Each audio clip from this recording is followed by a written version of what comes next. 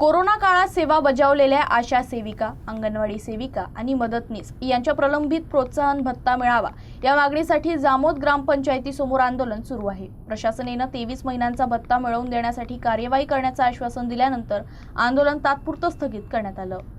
23 महिन्यांचा प्रोत्साहन भत्ता लवकरच मिळवून देण्यासाठी आवश्यक कारवाई केली जाईल असं प्रशासनानं आश्वासन दिल्यानंतर आंदोलकांनी आंदोलन स्थगित करण्याचा निर्णय घेतला। 2 जुलैपासून भर पावसात छत्र्या घेऊन आंदोलन सुरू करण्यात आलं होतं। सलग 3 दिवस पावसातही आशा सेविका, अंगणवाडी सेविका आणि मदतनीस आपल्या मागण्यांवर ठाम होते। कोरोना काळात जीव धोक्यात घालून केलेल्या सेवेचा योग्य मोबदला मिळावा हीच त्यांची प्रमुख मागणी होती। आंदोलनाची तीव्रता वाढत गेल्यानं प्रशासनानं अखेर दखल घेतली।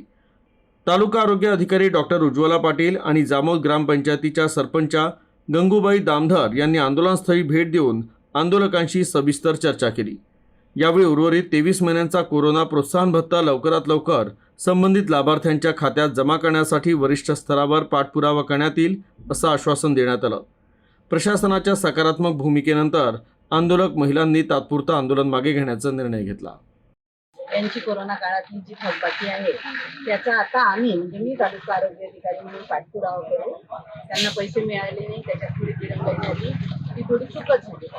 त्यांना त्यांचा मोबदला वेळ मिळायला पाहिजे होता, ती कुठेतरी दिरंगाई झाली। त्या शासनाचे प्रतिनिधी म्हणून मी त्यांना आश्वासन देते, मी स्वतः जातीनं त्याच्यामध्ये लक्ष घालून त्यांचे पैसे त्यांच्यापर्यंत पोहोचतील याची मी खबरदारी घेते।